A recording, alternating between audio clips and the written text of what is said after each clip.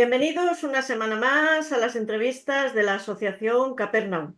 Hoy visita la asociación la escritora Rosario Raro, que es también doctora en Filología Hispánica y ha escrito los libros La huella de una carta, Volver a Canfranc, El cielo sobre Canfranc, Desaparecida en Siboney, Prohibida en Normandía y La novia de la paz. Ha sido reconocida con diversos premios y acaba de ganar el premio Azorín con su última novela, La novia de la paz. Bienvenida, Rosario, a la Asociación Capernaum. Pues muchas gracias por la invitación, Ana Gloria, y encantada de estar aquí porque la verdad es que conversar contigo, como ya he tenido el placer de comprobarlo sin pantallas interpuestas, siempre es un placer. Exacto, es que nosotros hay que decir a las personas que nos vean y nos escuchen que hemos estado juntas 6 años en ámbito cultural del Corte Inglés en el Club de Lectura. Sí, porque yo me encargaba de coordinar el de Valencia y el de Castellón. Y entonces, pues tú has sido una de las lectoras más fieles y una de las analistas más certeras que ha habido en esas reuniones. No, y además voy a contar una cosa que a ti no te la había contado porque me la estoy guardando para ahora. Yo este año he empezado a ir a clases de valenciano, porque a ver, yo Ah, muy entiendo el bien. valenciano, Sí, pero no lo hablo y digo, voy a ir a clases porque ya llevo 30 años en Valencia, ya va siendo hora de que aprenda. Y muy entonces, bien. como me voy a presentar, yo estoy en A1, en lo básico, pero nos ha preparado el profesor y vamos a ir a la 2.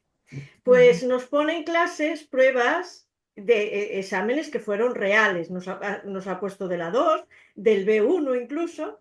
¿Y cuál es mi sorpresa? Que cuando veo el primer ejercicio del año pasado, del A2, de comprensión oral, cuando lo veo, claro, yo me eché a reír, le digo al profesor, si yo no entendiera nada de valenciano, yo esa pregunta la acertaba. Y me dice, ¿y por qué? Es que era un texto sobre ti y sobre Prohibida en Normandía Qué bien. y sobre la protagonista, que ahora también hablaremos de ella. Y digo, Sí. mira qué cosas, digo, pues yo las acertaba todas, es más, claro, puso el audio, pero yo es que me lo sabía, ya Pues sin... bueno, pues me alegro de haber sido una especie de ángel de la guarda para ti en ese examen. Bueno, No, tanto... yo no lo he hecho, Sí. fue en clase practicando, yo voy al de este año, a ver si me ponen este año Bueno, pues el de la ojalá, novia de ¿no? la paz. Bueno, pues qué bien que sea materia de examen. Sí, Mis sí. protagonistas Tres y materias, yo. sí, sí. No, no, y además tú, porque salías tú y Mm, había, claro, para poner verdadero o falso sobre el sí, libro, la protagonista y sobre ti. Y qué entonces, claro, bien. digo, mira qué cosas. Así que Mira, me hace después de mucha los exámenes, ilusión Rosario. que también he salido en los autodefinidos del quiz Sí, y, y en alguna sopa de letras. Y bueno, eso pues me hace mucha ilusión, ¿no? No sé. sí, es verdad. Y mira, me hizo muchísima ilusión a mí porque digo, es que yo la conozco. Digo, entonces, digo, la leo y la conozco. Digo, entonces me ha hecho ilusión Ujú. también. Bueno, vamos a hablar de tu nuevo libro. Primero, felicitarte por el premio Azorín. Muchas gracias. Y en este caso tengo que decir que es un premio merecidísimo Ujú. porque es una novela magnífica que te atrapa desde la primera página. No puedes soltarla hasta que llegas al final, a mí me ha ocurrido. Y es más, voy a declarar aquí, porque como mi madre no ve estas entrevistas y va a salir más tarde del Día de la Madre, porque grabo con antelación, que va a ser el regalo que le voy a enviar a mi madre por el Día de la Madre. Tanto me gustó que a ella le va a encantar, porque además le gusta este tipo de novelas. En La novia de la paz, que así se titula, mezclas personajes que existieron con personajes ficticios. Y yo llego a un momento de que estoy leyendo que ya no sé cuál es verdad y cuál es ficticio, porque parecen todos reales. Ujú. Y ya lo habías hecho con tu anterior novela, con la de la que he hablado ahora, la que salió en el examen, la de Prohibida en Normandía, Sí. en la que hablas de la reportera norteamericana que fue ninguneada y borrada, que era Martha Hellhorn, y Ujú. ella decía en tu novela, voy a leer lo que dice este personaje, muchos no me aguantan, prefiero que sea así, aún antes que verme obligada a soportar a tanto pusilánime y a tanto inepto.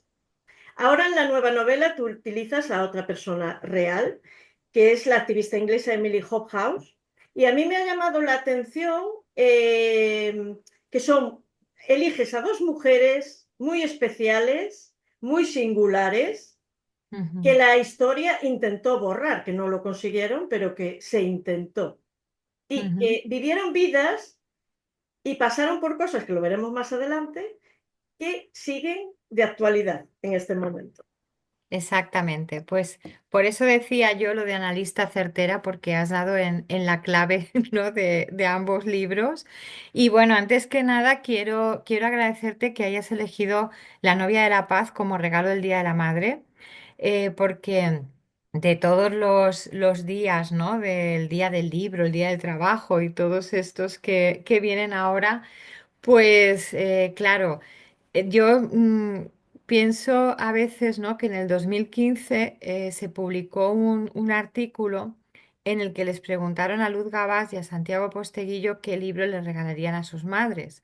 Y gracias a que los dos respondieron que Volver a Canfrán, eso me atrajo muchísimos lectores. En el caso de Luz Gabás, su madre vive, se llama Mariluz. Ariño, es una mujer encantadora del Club de Lectura de Monzón, además, pero la madre de Posteguillo, pues no, y él dijo, este es el libro que le hubiera regalado a mi madre si viviera, ¿no? Entonces, a mí ese tipo de detalles me emocionan mucho, ¿no? Que alguien lo elija como regalo porque se supone que siempre queremos acertar. Y luego respecto a lo que me dices, ¿no? De las similitudes entre Martha Gellhorn y Emily Hobhouse, es que es exactamente así. O sea, dos mujeres que hicieron una hazaña inigualable y que en cambio, aunque en su momento sí que fueron relativamente conocidas, luego les fue esquiva la posteridad. Entonces, yo quería rescatarlas pues de ese mar del olvido, porque, por ejemplo, en el caso de la protagonista de La novia de la paz, en su momento llegó a ser una celebridad. Una prueba de esto fue que Edmond Rostand, el autor de Cyrano de Bergerac, le escribió una balada que se tradujo inmediatamente a varios idiomas, y luego ella era la interlocutora de los principales gerifaltes del Imperio Británico porque se enfrentó sola, ¿no? al que era el imperio más poderoso en esos momentos. Y bueno, pues aunque fuera para insultarla, había una relación de tú a tú, porque claro, como yo cuento al principio de la novela, pues el insulto más recurrente era solterona histérica, que claro, yo pensaba que en dos palabras hacían alusión a su condición femenina, a su estado civil Sí, y a la enfermedad mental, que creo sí. que no se puede ser más hiriente con solo dos palabras, o la llamaban rama seca porque no tenía hijos, ¿no? Entonces, claro, esto de que haya grados, ¿no? en la consideración de algunos respecto a la feminidad y que una mujer sea más femenina si es madre, no sé, me parece tremendo. Pero como tú has dicho, hay muchas cuestiones en ambas novelas y en el caso de La Noche de la Paz que lamentablemente siguen de actualidad, porque claro, es una novela sobre el colonialismo, el imperialismo, la ideología que subyace, que es el supremacismo, ¿no? Considerar que una raza es superior a otra y que por tanto puede dominarla, apropiarse de sus territorios y sobre todo de sus riquezas, porque claro, ahora mismo en el mundo hay en torno a 60 conflictos armados y detrás de la mayoría de ellos lo que siempre está es la codicia. En el caso de mi novela eran las minas, ¿no? de diamantes y de oro del sur de África y la megalomanía y ese egocentrismo pues, de personajes como Cecil Rhodes, ¿no? Que ahora hablaremos de él, Sí, sí. que tiene también para hablar. Y mira, sobre ellas, lo que sí que te puedo decir es que haber conocido tan a fondo a estas personas, ¿no? que las he convertido en protagonistas de mis novelas, a mí me ha convertido en una mujer más valiente porque he aprendido de ellas y me han servido como ejemplo y como referencia y me han aportado muchísimo. Y ahora vamos a hablar más adelante de cada personaje por separado porque eh, creo que son personajes tan potentes, tan interesantes, tanto los reales como los ficticios, porque los que Mm. has creado y son ficticios están a la altura de los reales.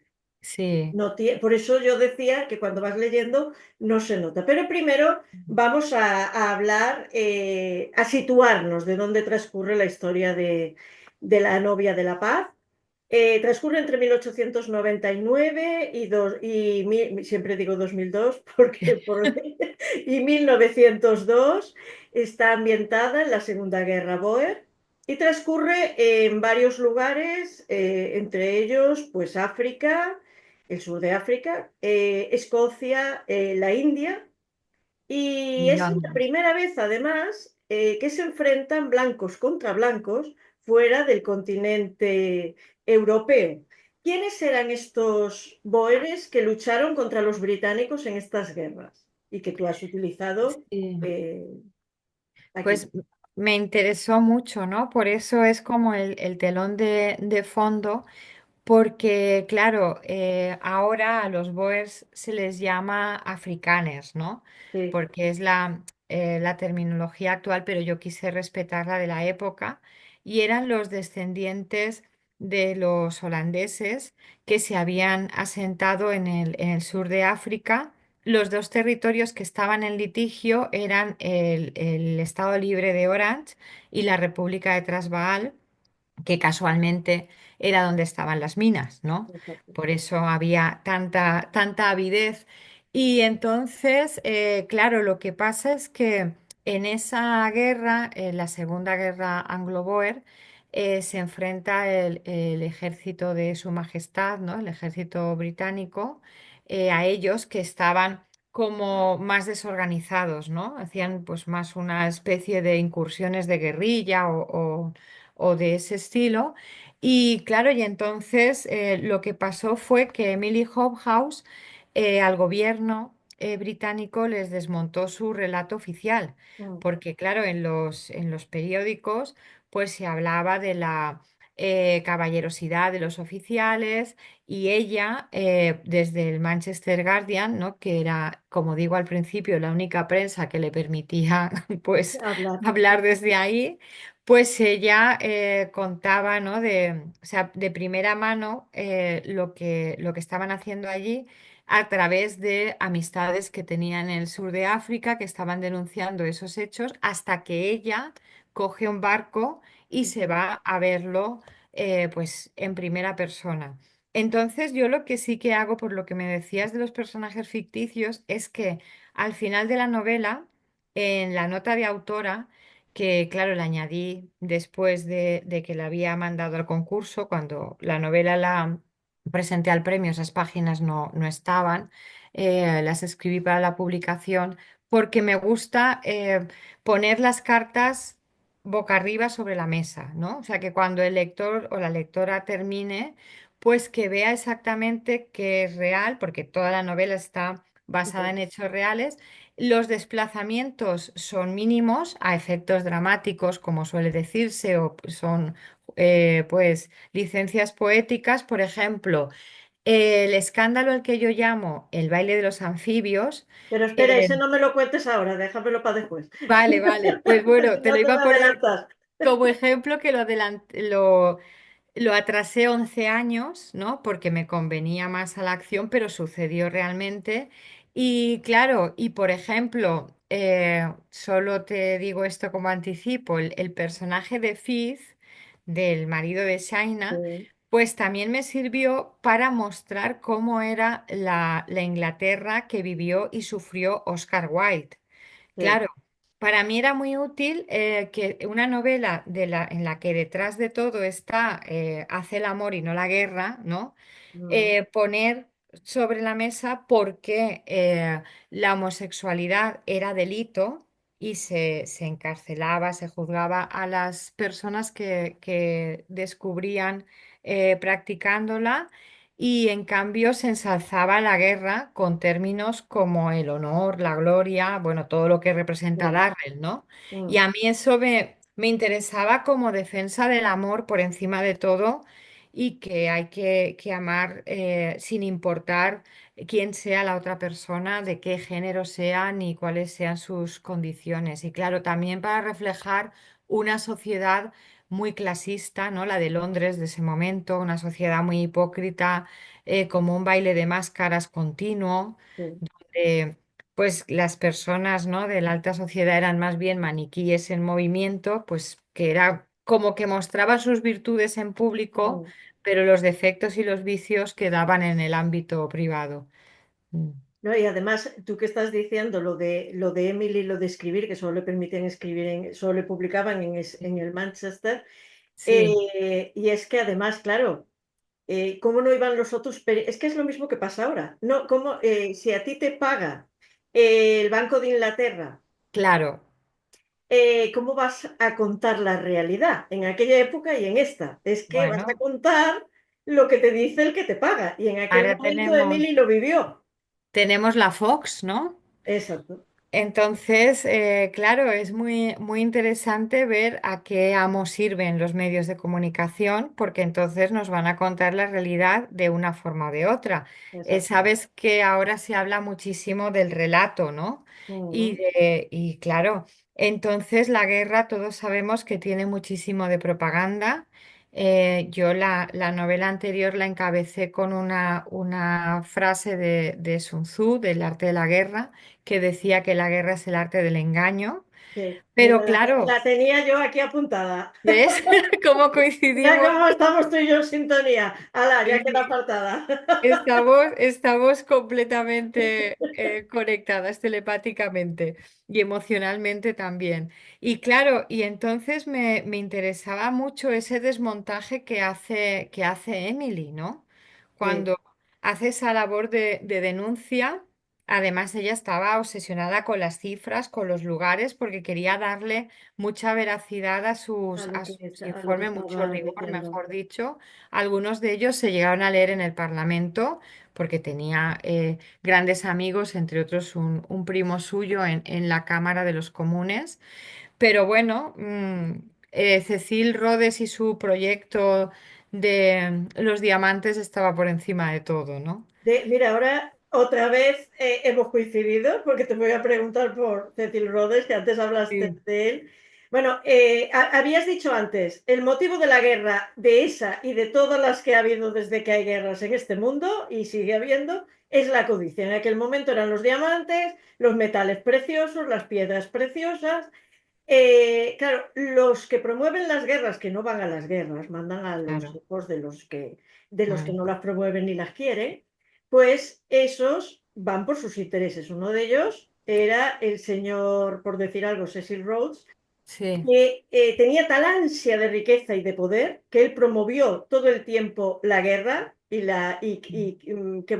brillara ese imperio británico. Es más, no sé sí, si la gente lo sabe, pero en aquel momento con él empezó lo que ahora se conoce como lo de la agenda globalista, porque se piensa que exacto. es de ahora, pero no, ya de aquí ya estaban maquinando cómo hacer un nuevo mundo, y les venía muy bien esas ansias del imperio. Él se decía que era, unos decían que era homosexual, otros que era sexual, y que también llevó esas prácticas, ese pensamiento que él tenía de agenda globalista a principios del siglo XX a África, y es un señor que ha creado un país con su nombre, Rhodesia, un señor que quería hacer un ferrocarril que uniera el norte con el sur, con lo que eso conlleva y con todos los esclavos que utilizó. Háblame un poco de él. ¿Y por qué Pues quisiste ponerlo tú aquí? Pues mira, las ansias universalistas, ¿no? Que dices, él quería eh, anexionar al Reino Unido, Estados Unidos, y decía que si hubiera otros planetas también le Sí, gustaría colonizarlos. Entonces tenía como una megalomanía que, claro, yo lo que digo en la novela por boca de Emily es que el imperialismo no tiene fronteras geográficas en cuanto a sus límites, pero morales menos, ¿no? Sí, Todavía.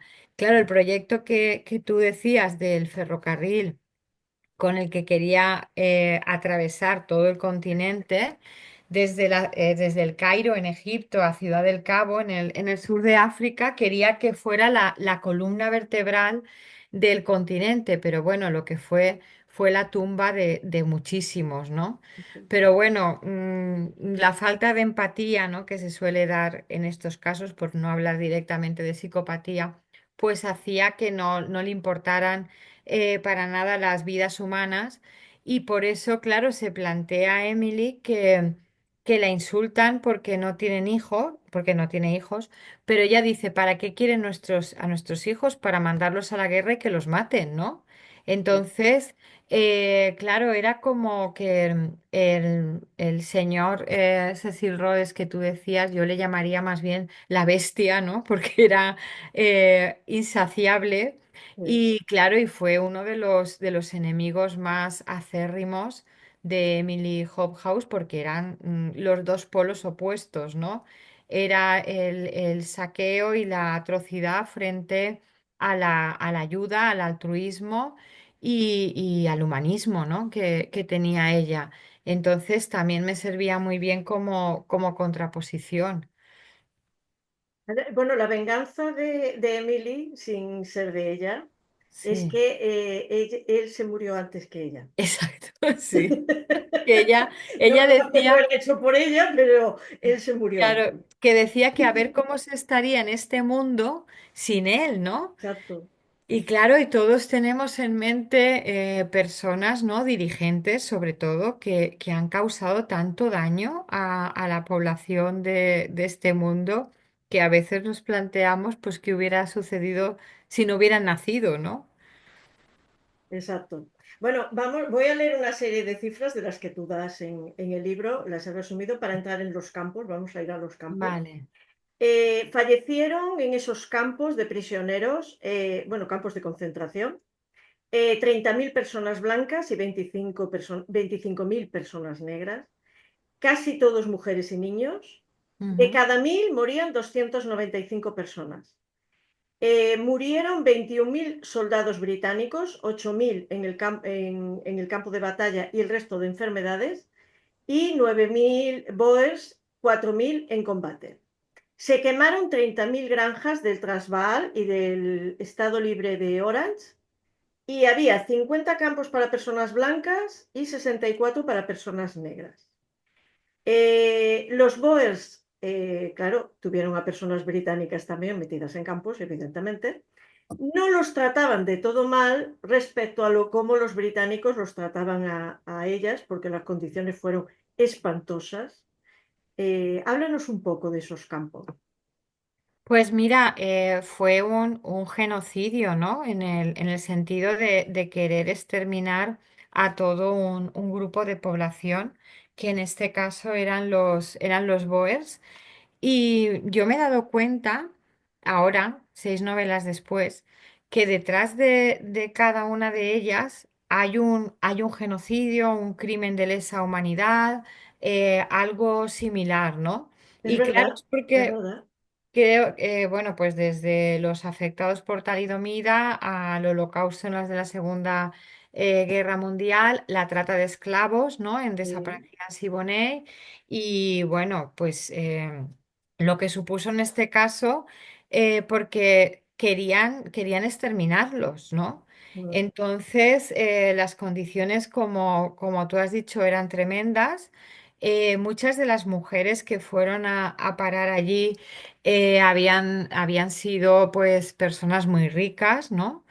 Y claro, y entonces cuando Emily lo denunció, una de las cosas que tuvo que escuchar era que ella se había criado entre algodones, que por eso consideraba que las condiciones en las que tenían a los prisioneros, no, que además, como tú has dicho, eran mujeres y niños en su mayoría, no eran las mejores, porque era como una señoritinga, ¿no? Eso sí, le dijeron y que no tenían idea de la vida. Y luego otra de las teorías tremendas que circuló es que ellos vivían así porque querían, que no tenían unos hábitos de higiene Exacto. demasiado desarrollados, que no eran buenas madres porque no les daban de comer a sus hijos cuando no tenían nada que darles. Y la tercera teoría es que el gobierno británico tenía la población Boer en estos campos para protegerlos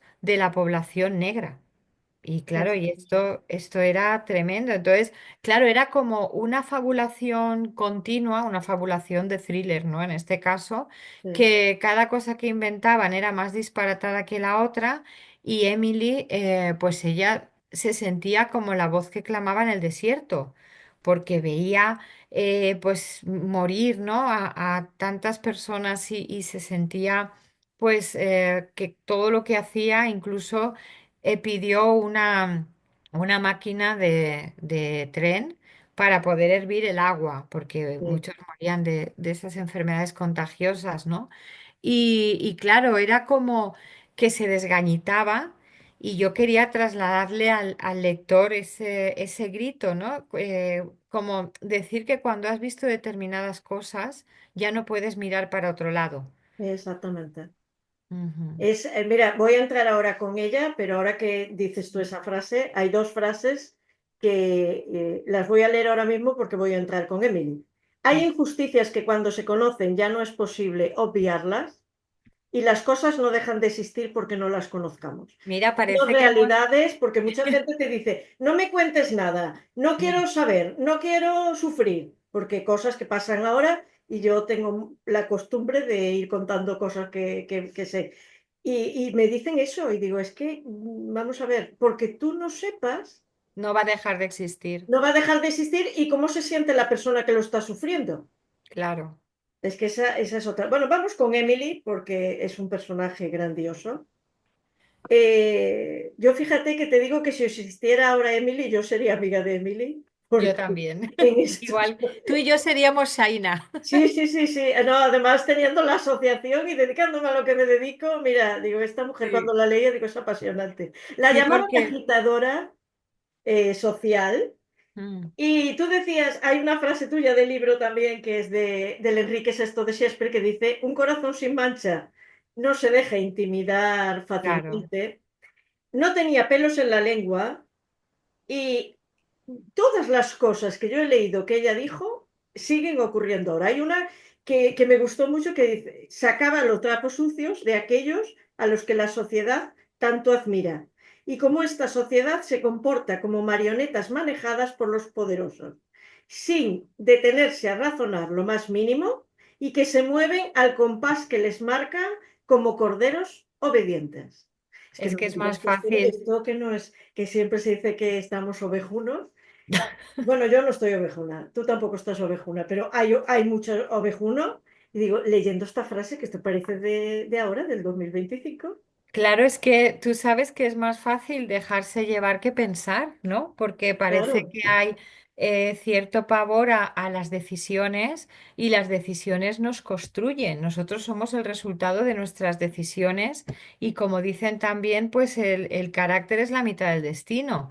Entonces, yo creo que frente a esas situaciones, pues por ejemplo la que has puesto en tu estado de WhatsApp, ¿no?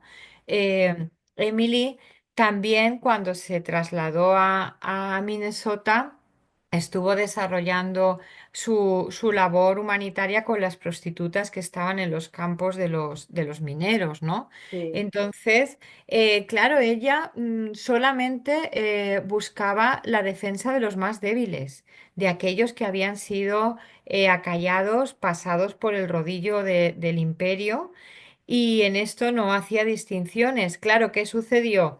Que por el hecho de ocuparse de las mujeres y los niños boers, porque claro, el hecho de que la guerra se desarrollara en el sur de África, suponía que los familiares de los soldados británicos estaban a buen resguardo, pero sí. no así la población civil, que además eran utilizados como forma de presión contra el enemigo para que se rindiera. Pero claro, ahí ya hay una contradicción. Decir, si los estáis tratando tan bien, ¿cómo decís después que lo que queréis es que se acabe la guerra cuanto antes? Porque entonces se desvelaba que no estaban tan bien como decían, ¿no?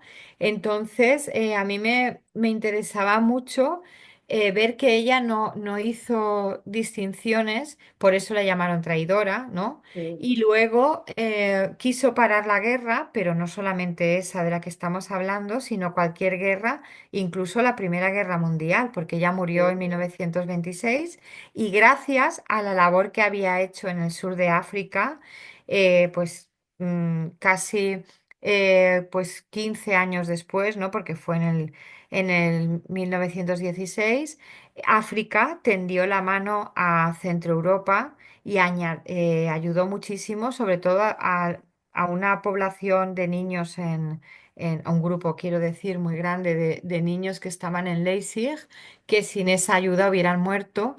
Y entonces, claro, me llamó mucho la atención esa mujer que era capaz de conmover a millones de personas, de actuar sobre países enteros, que para mí tendría que ser una de las líderes espirituales de referencia ahora mismo, y tendríamos que estar inundados de frases suyas, ¿no? Como otras que aparecen en los pósters, y no es el caso.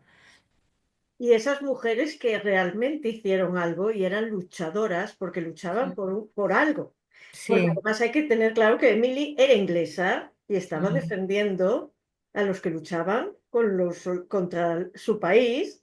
Cuando fue a lo que dices tú, a Norteamérica también, ella siguió luchando allí. Quiero decir, ella fue una luchadora toda la vida mm, por lo que ella creía que era justo. Además, le daba igual lo que le dijeran. claro. No Ella sé, hemos quería. apalancado un poco las mujeres. A ver, no sé si apalancado es sí, pero como que además que hay muchísimas causas por las que luchar ahora mismo en 2025 externas, Mm, pero como que estamos en cosas que yo digo, por favor, ¿con cuánta cosa hay y cuánto hay para luchar? Y aquí y estamos, cuánta tontería también, ¿no? exacto, metidas en chorradas, es verdad. Y digo, mira, y esta mujer, qué lección, ¿eh? Sí, mira, el otro día leí una frase que decía que la dieta es la manera de adormecer a las mujeres occidentales, ¿no? De alguna forma. Y claro, hay demasiado predominio de la estética, menos de la ética.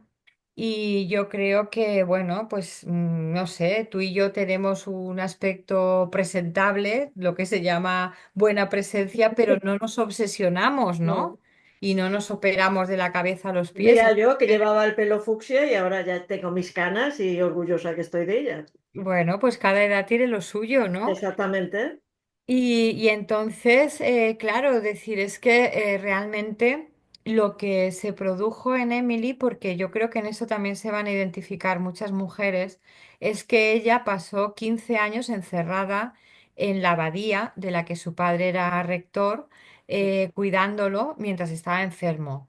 En nuestra sociedad ahora mismo la mayoría de cuidadoras siguen siendo mujeres. Entonces, Emily comenzó a vivir a los 35 años, pero estamos hablando de 35 años de 1901, Mm. con lo cual podrían equivaler perfectamente a los 54 que tengo yo ahora.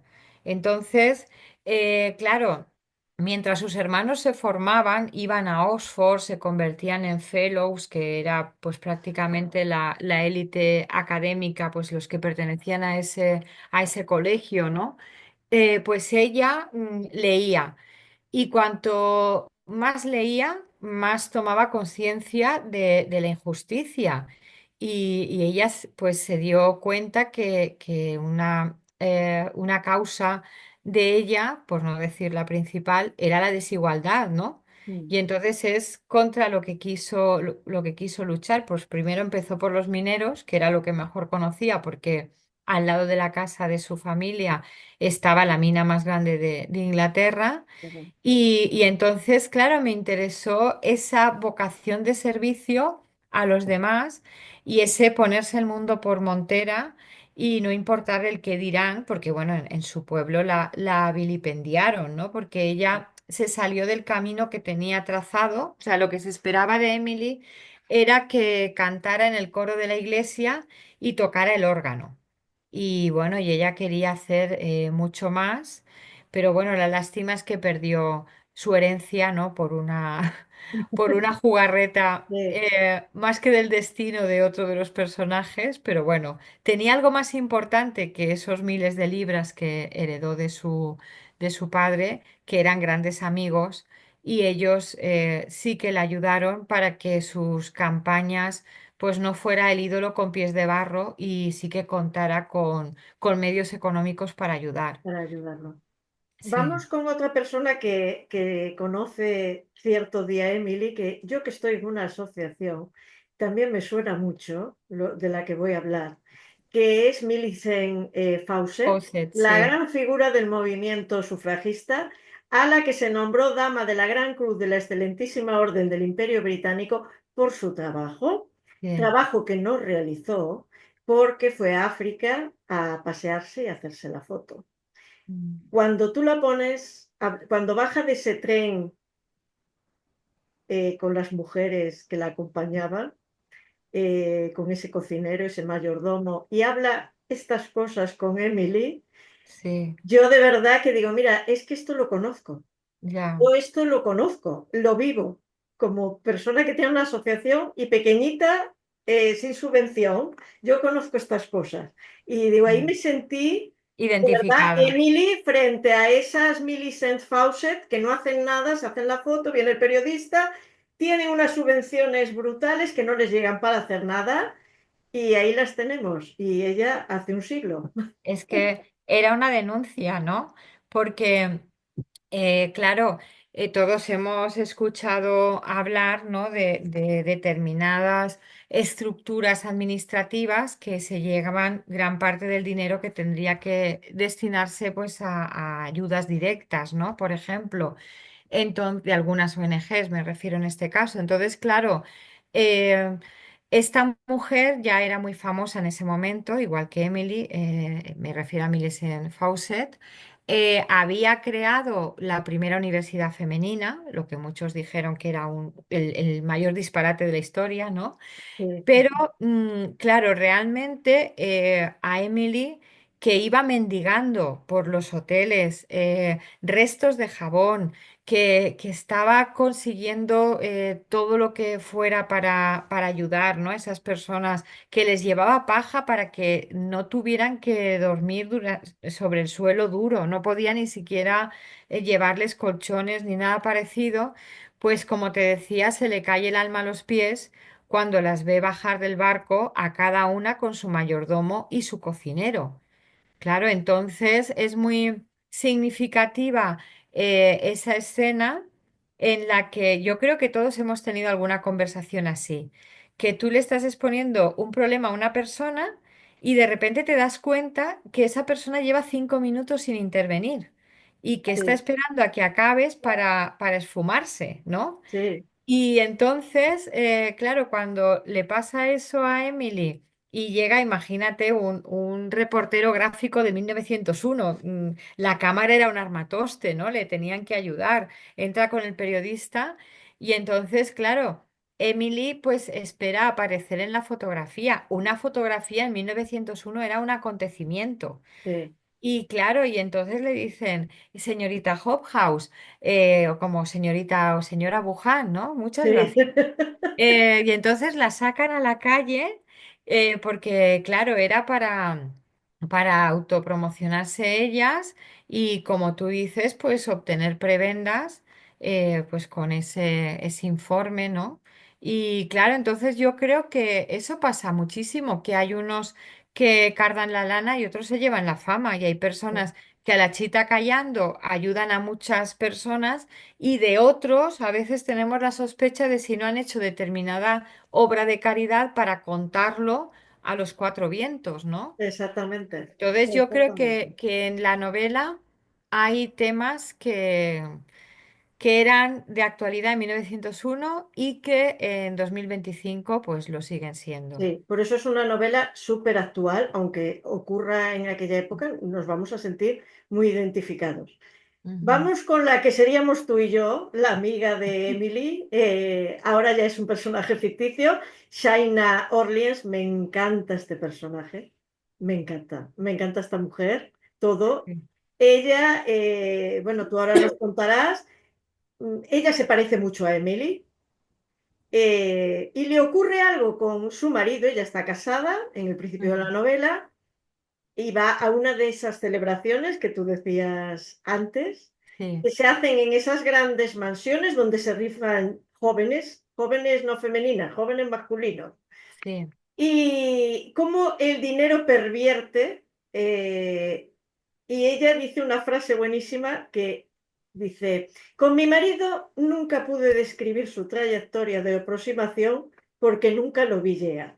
ya, Claro, eso ella nos tuvo pasa la también. sorpresa. Después hablaremos de Fitch, pero Sí.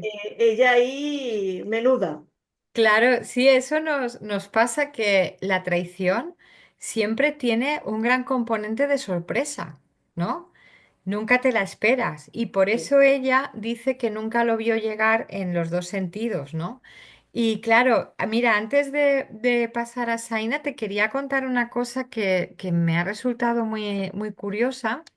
Y es que resulta que el escritor que estaba preparándose la presentación de mi novela en altura, que tampoco tenía la novela, porque claro, como se imprimió tan pocas horas Claro, sí. antes, y bueno, pero lo resolvimos pues haciendo como una introducción, una entrevista, participó mucho el público y demás. Bueno, pues él, la víspera de que se iba a presentar en el Hotel Palace de Madrid, me preguntó si la editorial había elegido precisamente el 9 de abril adrede, ¿no? Ujú. Y yo no sabía a qué se refería y yo le dije que era la fecha más alejada posible de la entrega del premio, que fue el 13 de marzo, pero que todavía no era el viernes anterior a las vacaciones de Semana Santa y Pascua, porque claro, nosotras estamos en la Comunidad Valenciana, pero Sí, por ejemplo en Madrid ya están de sí. fiesta desde el viernes por la tarde. Y en Y Galicia me también. dijo, y me dijo, es que, claro, es que es el 9 de abril. Y yo pensaba, y yo no tenía ninguna efeméride asociada al 9 de abril. Y me dijo, hace 160 años nació Emily Hobhouse. Y claro, me dio un escalofrío porque era el día del cumpleaños de Emily. Entonces, me pareció como una coincidencia mágica, ¿no? Estas cosas que te llegan de no se sabe dónde, como si en realidad la escritura fuera una especie de trance hipnótico y nos convirtiéramos como en medios, ¿no? Para transmitir determinadas historias. Y luego lo que me preguntabas de Saina, ese personaje surgió de la siguiente forma. Y es que yo estaba paseando por Sintra, la villa que está tan cerca de Lisboa, que yo creo que es uno de los sitios del mundo que más me gustan. He ido 3 veces, me gustaría ir 30 más, por lo menos. Efectivamente. Y entonces vi una escultura de una mujer desnuda que estaba así mirando hacia el hacia el cielo, y entonces tenía la parte inferior de las piernas atrapadas en una especie de capel, como los de los gusanos de seda, de piedra, ¿no? Ujú. Y entonces se le estaban desplegando unas alas enormes, como así entre metálicas y no sé, muy, muy curiosas. Y entonces yo pensé bueno, se titulaba Crisálida, se llamaba así la escultura, y entonces me vino el nombre de Saina, y lo primero que pensé fue que a veces la nostalgia se asocia a un lugar, ¿no? Sí. O a una época. Pero ¿qué sucede cuando de lo que tenemos nostalgia es de nosotros mismos? Es decir, cuando nos recordamos en otro momento de nuestra vida más joviales, más despreocupados, seguramente más divertidos, ¿no? Porque no teníamos pues todas las cosas que luego nos han ido rodeando. Y claro, y me la imaginaba como una mujer que eclosionaba y que mudaba de piel después de sufrir una gran herida, que en este caso era la traición, ¿no? sí. Y entonces me interesaba mucho la evolución y cómo se acaba pareciendo a Emily Hobhouse, ¿no? Ujú, Porque claro, es una amistad entre una mujer muy famosa, otra anónima y desconocida, pero que yo también quería que se viera que nadie es más que nadie y nadie es más importante que nadie. Y bueno, la labor que acaba haciendo Saina y ella al final, cuando tiene que escribir, no desvelaremos por qué, no, a un periódico también, porque ha visto algo que le parece muy injusto, ella se da cuenta de que ha adoptado ese tono de soflama de Emily, ¿no? Y sí. entonces es una reflexión también sobre cómo nuestras amigas nos influyen, ¿no? Mm, Yo creo que todas, ¿no? Hablo en femenino porque es mi caso, es como si en realidad estuviéramos compuestas, ¿no? por trozos de nuestras mejores amigas, ¿no? Y a ellas les pasa lo mismo. sí. Y eso pues me interesaba mucho. Bueno, hablaba de Fitzroy, que es el marido, que es un Sí. ser amoral totalmente, y además es un personaje también ficticio, evidentemente, pero que engaña a Shaina de todas las maneras posibles, Mm, porque él por dentro es una cosa y por fuera piensas sí. que es el no va más. Además, tiene fortuna, pero es homosexual y, claro, se casa con Shaina. Ujú. Y claro, le arruina la vida sin que ella lo sepa, pero bueno, después voy a hacer otra pregunta, esto lo voy a tener aparcado. Eh, Porque era tan amoral que decía que solo se liaba con casados, porque así nadie lo podía chantajear y nadie le tocaba su fortuna. Claro. A ver, es un personaje que también le pones cambios a lo largo de la novela, pero es que es tremendo este hombre. Sí, a ver, Tiene yo que lo vivir. que, lo que pretendía es introducir un tema que a mí me parece muy relevante, que es qué pasa cuando una mujer descubre que está casada con un hombre homosexual. Claro, estamos hablando de sociedades donde la homosexualidad era un delito, ¿no? Era la Sí, Inglaterra que vivió y sufrió Oscar Wilde. A raíz de sus terroríficas vivencias, pues escribió De Profundis y la balada de la cárcel de Reading. Entonces, claro, ese comportamiento de Fitz, yo lo que hago en la novela, porque, claro, yo creo que al principio la impresión es esa, ¿no? Lo que le ha hecho a Saina, pero conforme avanza, como yo quería que los personajes hablaran en primera persona precisamente para explicarse ellos, que no hubiera un narrador interpuesto. Entonces, claro, conforme vamos conociendo sus motivos, puede que no lo disculpemos porque para mí la prostitución nunca puede tener disculpa, ¿no? Porque, claro, tú también lo has mencionado antes. En la Inglaterra de ese momento, el ascensor social no era que estuviera estropeado, es que no existía, ¿no? exacto. Entonces, muchos jóvenes, jóvenes, muy jóvenes, estoy diciendo, eran prostituidos y era su forma de conseguir dinero, pues unas sumas que el caso que pongo yo de un mensajero, pues le pagan tanto por ir a un burdel como gana en 7 meses, por ejemplo, ¿no? Entonces, claro, esto que dice Fizz, ¿no? De que los instintos de repente desatan nuestra parte animal y que, claro, es como un caballo que no se puede domesticar. Claro, yo creo que conforme avanza la novela, llegamos incluso a entenderlo, ¿no? Sí, Porque él cuando llega a la India, de alguna forma sí que se puede comportar de la forma genuina que es él, ¿no? Y también me interesaba ese viaje hacia lo espiritual, ¿no? sí. Y además, a ver, es que, por ejemplo, claro, ella pensaba que la vida matrimonial era eso, porque, Claro, claro, en esa época ella era pensaba que era eso. eso, después descubrió otra cosa, y él también, porque Sí. y además que había ella no lo hizo, pero había muchas mujeres, bueno, no lo hizo porque pasó una cosa, que eso no lo contaremos, que la gente se lea el libro, pero ¿cuántas mujeres de Sí. alta sociedad, bueno, y en estos tiempos a veces pasa aún y no es alta sociedad, siguen con esos maridos, los tapan, dicen que no es cierto, y como ponías tú, sale en prensa y de todo, en los Gacetilleros, sí. gacetilleros de aquella época, Sí. y que decían que no era verdad, siéndolo. Pero Shaina sufre una cosa que me parece maravillosa, que ella no se lo propone, pero le aparece, que es cómo el dolor abre puertas y cómo muchas veces a través de ese dolor te encuentras con una vida, la que tenías que haber vivido desde el primer día, Ujú. y que si no pasas por ahí no sucede lo que viene después, no tendrías, Sí. ocurriría de otra manera. Sí, es como el dolor de un parto, ¿no? Que da vida. Sí, Entonces, claro, en ese caso, lo que tú estabas describiendo, pues es lo que comúnmente se ha llamado un matrimonio de fachada, ¿no? sí. Hay personas pues que lo han mantenido.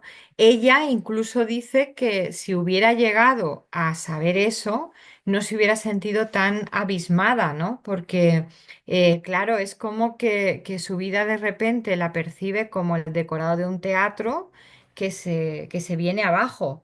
Y bueno, pues por todo lo que pasa, de repente pues decide irse a Lourenço Marques, que era como se llamaba la capital de Mozambique entonces, y me interesaban esos escenarios porque eran como lugares desde los que recomenzar, ¿no?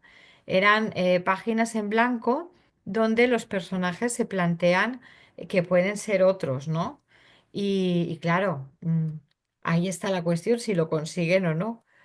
Yo cuando lo estaba leyendo, yo que trabajo con gente que ha sido abusada, y Sí, al grupo les he mandado la frase que decía, lo que las cicatrices nos cuentan es que el dolor ha terminado. Y es una realidad tan grande, porque a mí me ha sí. pasado en la vida, con cosas Ujú. que sucedieron que, un poco como Shaina también, no en el mismo estilo, pero cosas que dices, es que si no, no tendrías la vida que tienes ahora y ahora estás contenta, pero claro, pasar por ahí cuesta y es doloroso, Claro. como le pasó Sí, a ella. pero también es lo que hace el escultor escocés, que él quiere convertir el dolor en belleza. Exacto. Entonces, claro, una cicatriz puede significar el recuerdo continuo del dolor o puede significar que el dolor ya ha pasado, que ya ha quedado atrás, ¿no? Y Exacto. entonces también se puede percibir como un triunfo, que si estamos viendo la cicatriz es porque estamos vivos, ¿no? Exacto. Hay dos personajes de los que no voy a hablar. Uno es el escultor, porque Sí, quiero que la gente lo descubra. Y otro es, yo no voy a decir nada, solamente que es real, pero la gente tiene que descubrirlo, porque sí, me sí. parece súper interesante y así que se lean el libro y descubrirán esos dos personajes. Ya estoy terminando, pero me pareció muy, muy curioso lo que Emily Hobhouse decía de sus compatriotas ingleses, por ejemplo, que tenían complejo de De isla, esto inferioridad. querían hacer imperio. Y Sí. después Fitch también dice en un momento determinado que prefieren permanecer aislados porque realmente no saben integrarse en otro lugar que no sea el suyo, ni Ujú. haciendo las cosas que saben, ni con la gente que es igual que ellos, y que someten a gente a la que no llegan a conocer, ni les interesa conocer, ni nada de nada. Sí, eso también, claro, dice, ¿no? que esta cuestión de que las islas británicas fueran un territorio tan reducido era lo que estaría en la base de la explicación de ese imperialismo, ¿no? Con esas ansias. Y luego también, ¿no? Porque es curioso lo que has contado de la India, porque en ese momento y durante aún bastante tiempo más estaba bajo el dominio británico, el dominio del Raj, ¿no? Que era como se llamaba el gobierno allí. Y claro, y eso lo hemos visto en muchas películas, en muchos documentales, lo hemos leído en muchos libros. Y realmente era como que se hacían trasladar allí desde la vajilla a las cortinas y reproducían pues en la ciudad de la India que estuvieran, ¿no? Pues en Benarés, en Delhi, en Calcuta, la que fuera, como su entorno muy british, ¿no? Y Sí, entonces decían que no se relacionaban con la población local, que además hay que añadir el complejo sistema de las castas, ¿no? exacto. Porque temían que les contagiaran la lepra. O luego, por ejemplo, hablaban de los eunucos, ¿no? Como diciendo, mira qué cosas tan perniciosas, ¿no? Tiene esta sociedad sin mirarse a ellos mismos, ¿no? Con todas las tropelías y los atropellos que estaban. Entonces, yo creo que ese carácter más que insular, aislacionista, ¿no? Como de no dejarse permear por nada. Hay alguien que utilizas tú en el libro que sale, que este lo tengo que decir, que me encanta, es Walter Scott. Así. Yo estudié cuando era pequeña en un colegio de monjas, hice el EGB en un colegio de monjas. Y teníamos una asignatura que era los viernes, que era biblioteca.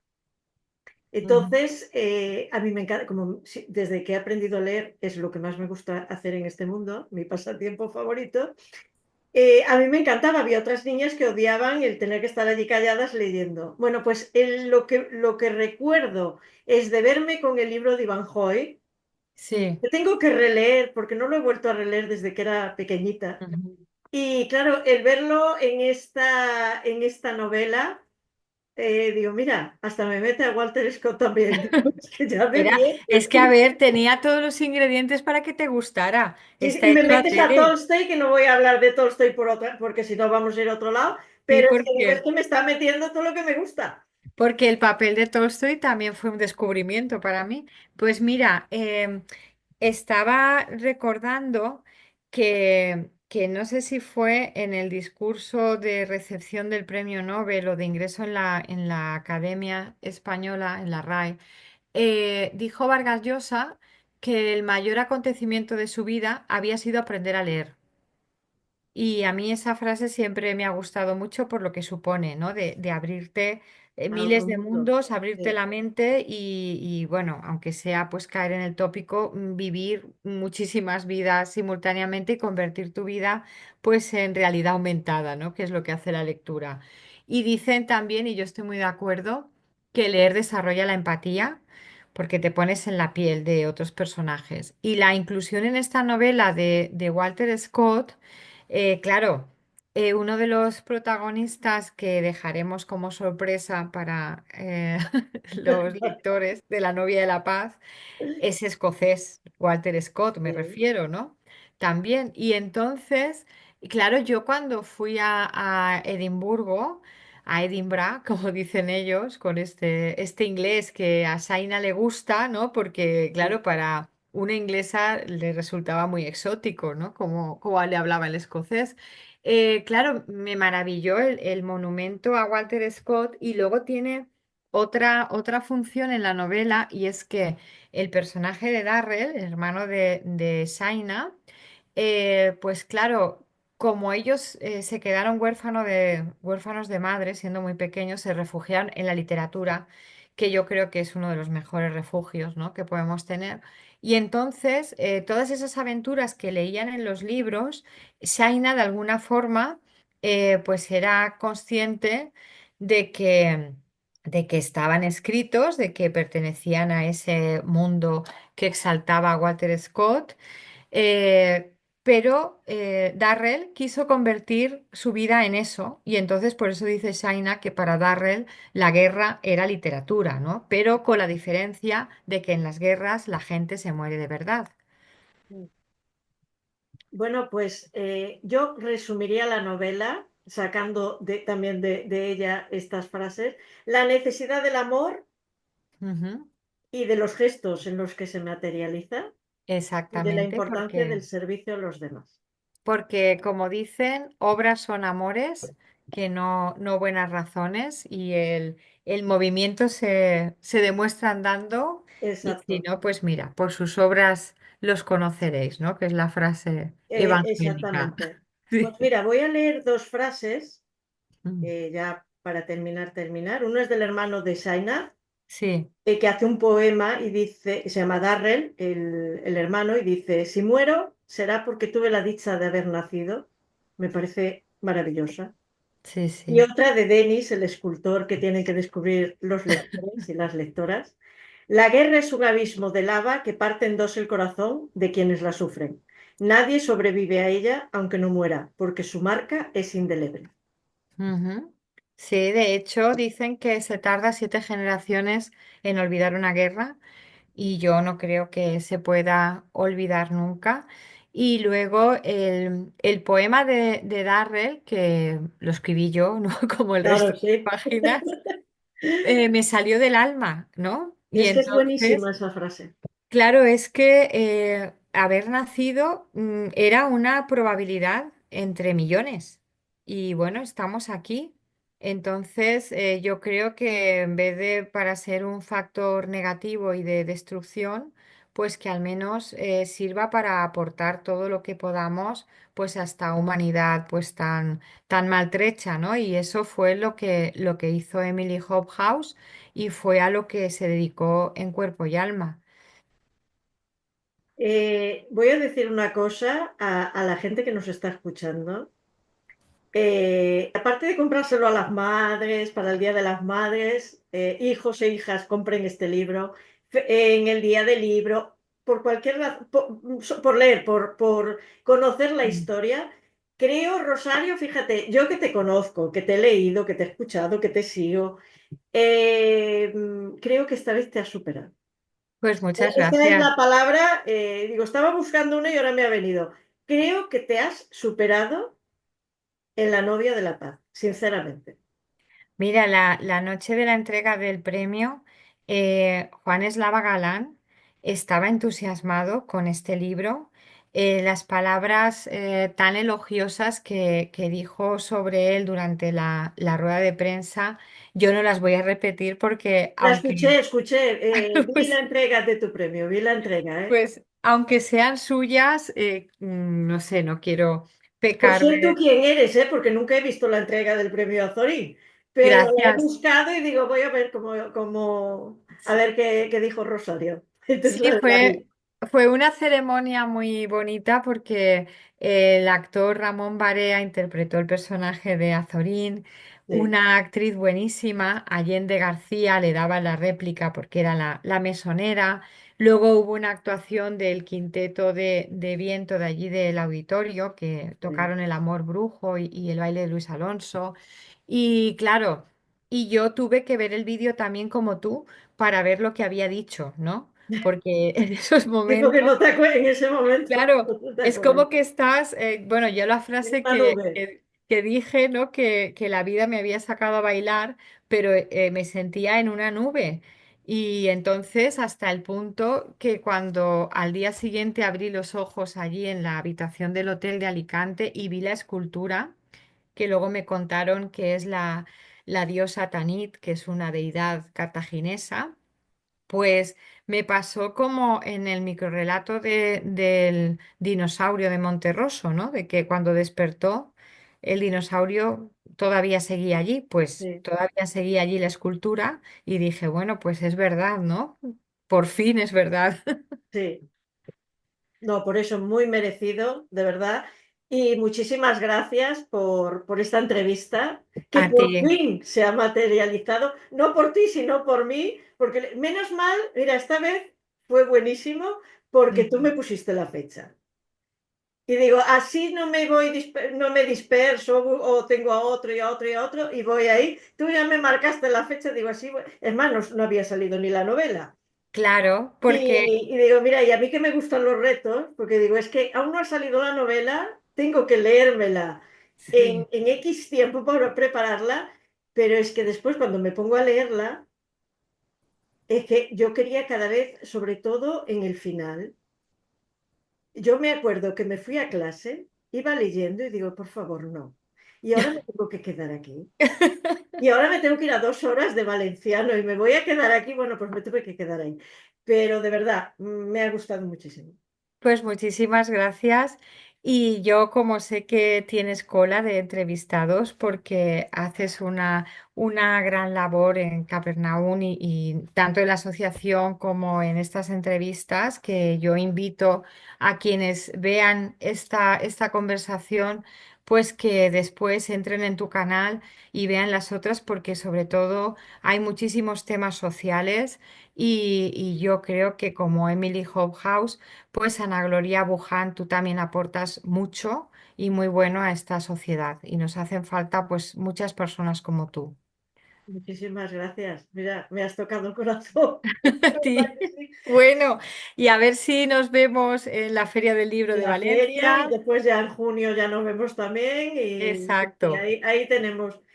Bueno, Y pues como ya he despedido a Rosario, ahora me despido de vosotros y os veo en las próximas entrevistas de la Asociación Capernaum. Y comprad libros para leer libros. Adiós.